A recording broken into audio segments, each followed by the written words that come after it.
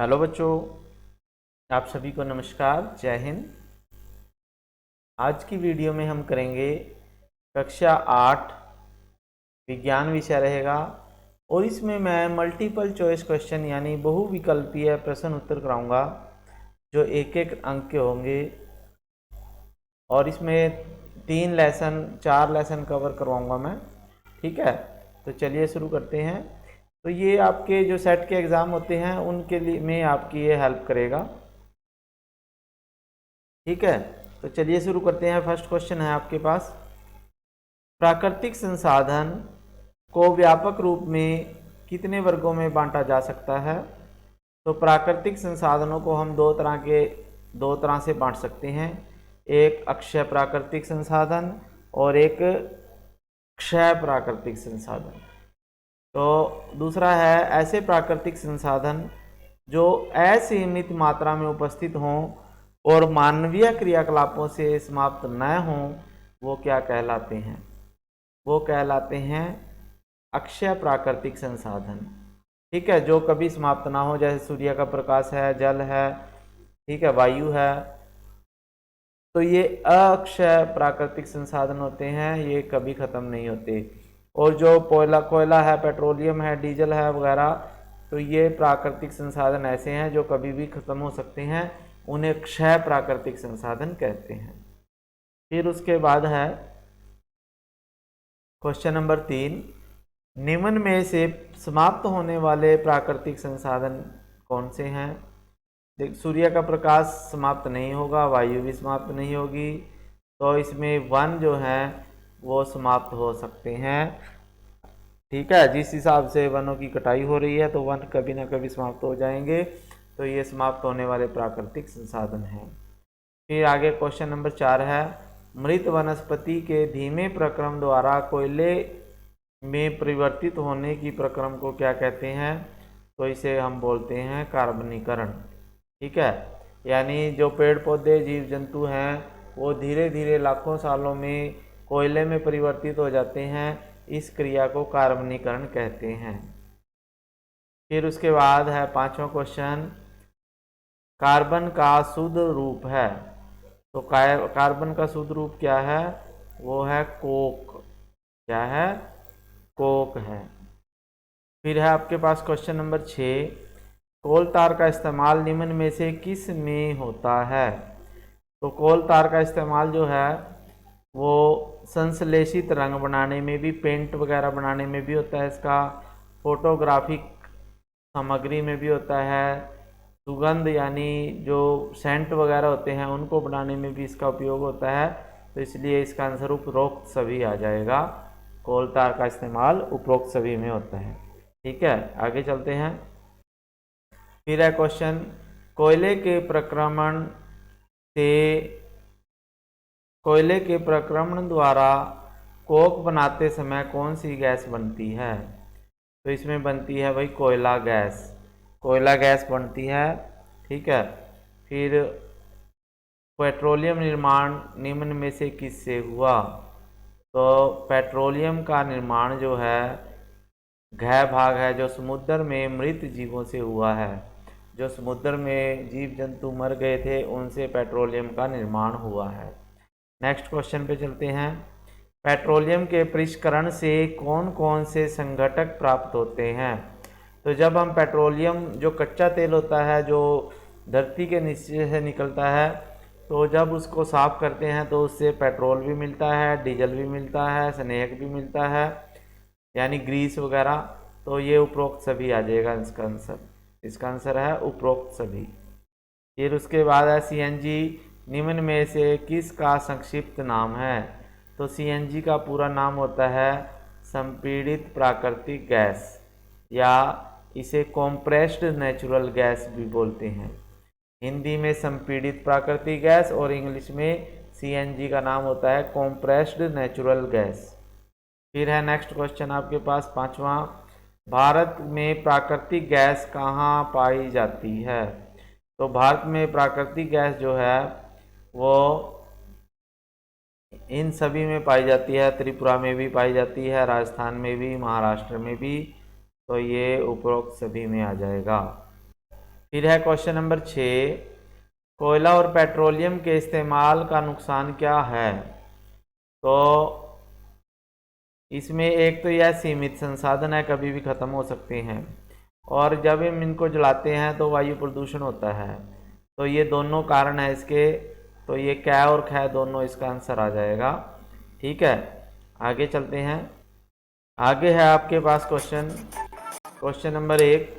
इसमें ये क्या क्या क्या कह रहा है कि ऐसे रासायनिक प्रक्रम जिसके द्वारा पदार्थ ऑक्सीजन की उपस्थिति में अभिक्रिया करके ऊष्मा प्रदान करता है, उसे क्या कहते हैं। तो उसे दहन कहते हैं। यानी जब किसी वस्तु को जलाते हैं ऑक्सीजन की उपस्थिति में तो उससे ऊष्मा पैदा होती है और उसे हम दहन कहते हैं। फिर उसके बाद नेक्स्ट क्वेश्चन है आपके पास। नेक्स्ट क्वेश्चन में है दूसरा नंबर, वह न्यूनतम ताप जिस पर कोई पदार्थ जलने लग जाए उसे क्या कहते हैं। तो उसे उसका ज्वलन ताप कहते हैं। क्या कहते हैं उसे? ज्वलन ताप। जिस ताप पर कोई पदार्थ जलने लग जाए उसे ज्वलन ताप कहते हैं। फिर क्वेश्चन नंबर 3 है, निम्न में ज्वलनशील पदार्थ को चुनिए। तो ज्वलनशील पदार्थ वो होते हैं जो जल जाएं। तो ये कोई पेट्रोल भी है, लकड़ी भी है। ठीक है, तो ये दोनों ज्वलनशील पदार्थ होंगे, या सबसे ज़्यादा ज्वलनशील पदार्थ जो है वो पेट्रोल है। तो ये अगर तीन सभी में से आपने करना है तो पेट्रोल करना है। फिर उसके बाद आग उत्पन्न करने के लिए क्या क्या आवश्यक है। तो आग जलाने के लिए हमारे पास 3 चीज़ें होनी चाहिए। एक ईंधन होना चाहिए, एक वायु भी होनी चाहिए ऑक्सीजन गैस, और एक ऊष्मा होनी चाहिए जिससे हम ईंधन को जलाते हैं। तो ये उपरोक्त सभी आ जाएंगे। ये तीनों चाहिए हमें किसी भी पदार्थ को जलाने के लिए। फिर उसके बाद है, निम्न में से कौन सा पदार्थ कमरे के ताप पर वायु में जल उठता है। तो जो फास्फोरस होता है वो अगर आप ऐसे ही वायु में रख देते हैं तो उसमें अपने आप ही आग लग जाती है। ठीक है, ये कमरे के ताप का मतलब जो भी तापमान होता है उसी पे जल जाता है। फिर है, सुनार जो है ज्वाला के कौन से भाग का इस्तेमाल करता है। तो ये बाहरी भाग होता है। ज्वाला के 3 भाग हैं, आंतरिक, मध्य और बाह्य। तो जो बाहरी भाग होगा उसका इस्तेमाल करता है क्योंकि उसमें अधिक गर्मी होती है। ठीक है, फिर उसके बाद है, किसी ईंधन के 1 किलोग्राम पदार्थ को जलाने से, ठीक है, किसी ईंधन के 1 किलोग्राम के पूर्ण दहन से प्राप्त ऊष्मा ऊर्जा की मात्रा क्या कहलाती है। तो वो होती है उसका ऊष्मीयमान। क्या होता है? ऊष्मीयमान। यानी जब 1 किलो पदार्थ को हम जलाते हैं तो उससे जितनी भी गर्मी ऊष्मा प्राप्त होगी वह उसका ऊष्मीयमान कहलाता है। ठीक है, अगला क्वेश्चन पे चलते हैं। तो 8वां क्वेश्चन है, वायु में कार्बन डाइऑक्साइड गैस की अधिक मात्रा का कारण बनती है। यानी जब वायुमंडल में कार्बन डाइऑक्साइड गैस अधिक हो जाए तो क्या होगा। तो वो होगा भाई विश्व ऊष्मन। विश्व ऊष्मन का मतलब है पृथ्वी का तापमान बढ़ेगा और अधिक गर्मी होने लग जाएगी धरती पर, पृथ्वी पर। ठीक है, तो नेक्स्ट क्वेश्चन पे चलते हैं। फिर है आगे, ये अगला पार्ट है हमारे पास। तो इसमें निम्न में से हरियाणा में कौन सा संरक्षित क्षेत्र स्थित है। तो जो सुल्तानपुर पक्षी विहार है ये हरियाणा में है। ये गुड़गांव में है, हरियाणा में। ठीक है, ये जीव आरक्षित क्षेत्र है। यहाँ पे जीव जंतु जो हैं, पक्षी वगैरह ये और ये आरक्षित हैं। फिर है, वन्य जीवों के अस्तित्व के लिए कौन बहुत बड़ा खतरा है। तो वन्य जीवों के अस्तित्व के लिए वन उन्मूलन का मतलब वनों की कटाई के कारण जीवों का जीवन खतरे में है। अवैध शिकार किया जाता है उसके कारण भी, पर्यावरण असंतुलन भी, और ये तीनों हैं। तो इसका मतलब इसका आंसर आ जाएगा उपरोक्त सभी हैं। ठीक है, फिर नेक्स्ट क्वेश्चन है, वन में वृक्षों की कटाई का क्या उद्देश्य होता है। तो वन में जब पेड़ों को काटते हैं तो वो क्यों काटते हैं। एक तो क्या करते हैं लोग, कृषि के लिए भूमि तैयार करते हैं, घरों और कारखानों का निर्माण जब करते हैं तो उन्हें लकड़ी चाहिए, उसके लिए पेड़ काटते हैं। फर्नीचर बनाने के लिए लकड़ी के लिए पेड़ काटते हैं, तो ये उपरोक्त सभी आ जाएगा, इसलिए लोग वृक्षों को काटते हैं। फिर उसके बाद है उर्वर भूमि का मरुस्थल में परिवर्तन क्या कहलाता है। तो उर्वर भूमि जब यानी उपजाऊ मिट्टी जब मरुस्थल यानी रेगिस्तान में बदल जाती है तो उसे हम मरुस्थलीकरण कहते हैं। ठीक है, जहाँ पे पानी की कमी हो जाती है तो वहाँ पे मिट्टी जो है मरुस्थल बनती जा रही है। फिर है 5वां क्वेश्चन, जैव मंडल आरक्षित क्षेत्र बनाने का क्या उद्देश्य है। तो जैव मंडल आरक्षित क्षेत्रों को बनाने का उद्देश्य है जो जैव विविधता है उसका संरक्षण करना। जो जीव जंतु पेड़ पौधे जो विभिन्न प्रकार के इस धरती पे है उनको बचाना जो है जैव मंडल आरक्षित क्षेत्र बनाने का मुख्य उद्देश्य है। ठीक है, नेक्स्ट क्वेश्चन पे चलते हैं।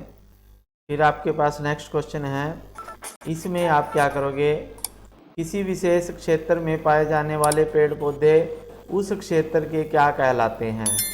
तो वो होती है वनस्पति जात। क्या होती है, वनस्पति जात। अगर जंतु कहेंगे तो उसके लिए आ जाएगा विशेष क्षेत्र में पाए जाने वाले जो पेड़ पौधे हैं तो वो वनस्पति जात होगा। ठीक है, फिर उसके बाद किसी क्षेत्र में प्राणी जात किन्हें कहा जाता है, यानी जब किसी क्षेत्र में जो जीव जंतु प्राणी पाए जाते हैं उसे प्राणी जात कहेंगे। ठीक है, तो ये है उस क्षेत्र के जीव जंतु को प्राणी जात कहते हैं जो किसी क्षेत्र में पाए जाएं। ठीक है, और पेड़ पौधे को वनस्पति जात कहेंगे और प्राणियों को प्राणी जात कहेंगे। फिर उसके बाद है पौधे और जंतुओं की वह स्पीसीज जो किसी विशेष क्षेत्र में पाई जाए उसे क्या कहेंगे, उसे कहेंगे हम विशेष क्षेत्रीय स्पेशल या स्पीसीज, विशेष अक्षेत्रीय स्पीसीज कहेंगे उसको, स्पेशल की जगह स्पीसीज आएगा। फिर उसके बाद है क्वेश्चन नंबर 4, सजीवों की समष्टि का वह समूह जो एक दूसरे से अंतर्जनन करने में सक्षम होता है उसे क्या कहते हैं, उसे कहते हैं तो उसे कहेंगे हम, इसका घ भाग है जो स्पीसीज। ठीक है, तो जो जंतु अंतर्जनन के करने में सक्षम होते हैं उन्हें हम स्पीसीज कहते हैं। फिर है निम्न में से संकट अपन्न वन्य जीव चुनिए। तो संकट अपन वन्य जीव हमने चुनने हैं, कौन कौन से हैं, यानी जो ख़त्म होने की कगार पर हैं ऐसे जीवों को चुनना है। तो इसमें है आपके पास उपरोक्त सभी आ जाएगा, यानी जो काला हिरण है, हाथी है और सुनहरी बिल्ली, ये तीनों जो जीव जो हैं संकट अपन हैं, यानी ख़त्म होने की कगार पे हैं, बहुत कम इनकी संख्या रहेगी, तो ये उपरोक्त सभी आ जाएगा। तो फिर उसके बाद आगे है क्वेश्चन, वे जंतु जिनकी संख्या निर्धारित स्तर से कम हो जाती है वे विलुप्त हो सकते हैं, क्या कहलाते हैं। तो उन्हें बोलते हैं हम संकट अपन जीव जंतु, यानी जो संकट में आ गए हैं। ठीक है, फिर क्वेश्चन नंबर नेक्स्ट है, पक्षियों के द्वारा प्रवास करने का क्या कारण है। तो एक तो प्रजनन करने के लिए वो एक जगह से दूसरी जगह जाते हैं, और एक बहुत अधिक सर्दी से बचने के लिए, तो ये दोनों आ जाएंगे, कै और खै दोनों। ठीक है, तो ये प्रवास क्या होता है, जब पक्षी एक देश से उड़ के दूसरे देश में आ जाते हैं तो उसे हम प्रवास कहते हैं। फिर संकट अपन स्पीसीज का रिकॉर्ड रखने वाली पुस्तक को क्या कहते हैं, तो उसे बोलते हैं हम रेड डाटा पुस्तक। रेड का मतलब होता है खतरा, यानी रेड डाटा पुस्तक में हम उन जंतुओं के नाम लिखते हैं जो ख़त्म होने की कगार पे हैं, जो बड़े संकट में हैं। ठीक है, तो नेक्स्ट क्वेश्चन पे चलते हैं। अब ये क्वेश्चन है सजीवों की संरचनात्मक, यानी कोशिका पाठ से हैं ये, तो सजीवों की संरचनात्मक मूलभूत इकाई को क्या कहते हैं, तो इसे कोशिका कहते हैं। ठीक है, कोशिका की खोज किसने की थी, तो वो की थी वही रॉबर्ट हुक ने 1665 ईस्वी में की थी। ठीक है, क्वेश्चन नंबर 3 में है कि कब की थी, 1665 ईस्वी में रॉबर्ट हुक ने की थी।